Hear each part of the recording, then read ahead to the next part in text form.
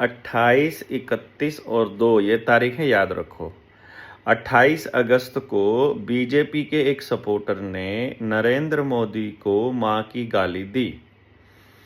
अब 31 अगस्त को नरेंद्र मोदी चाइना वाले और उन रशिया वालों के साथ खड़ा होकर दांतरे पाड़ रहा था।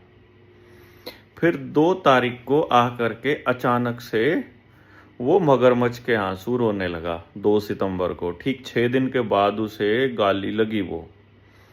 और उससे भी बड़ी बात ये हुई, उसने सिर्फ बिहार बंद का ऐलान किया। यार, माएँ बहनें तो सबकी पूरे देश में है ना, तो भारत बंद का ऐलान क्यों नहीं किया? और जब भारत बंद का ऐलान किया तो आरएसएस और भाजपा के गुंडों ने किस तरह से लोगों को पीटा, ये आपने देखा। इन गुंडों को अगर बिहार में आपने सीटें दे दी ना, तो राज्यसभा की पूर्ण बहुमत के बाद ये इमरजेंसी और ऐसे हालात लाने वाले हैं कि जो बचा खुचा आपके पास बचा हुआ है ना गांव में, वो सब कुछ उड़ने वाला है।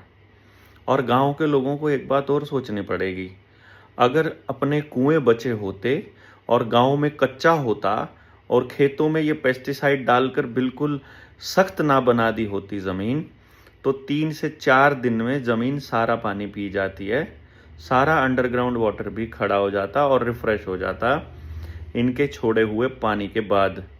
परंतु अब भी अगर हमें समझ में आ गया तो आने वाले वक्त में ये जो करने वाले हैं उससे लड़ सकते हैं, क्योंकि इसके लिए समाज को खड़ा होना होगा।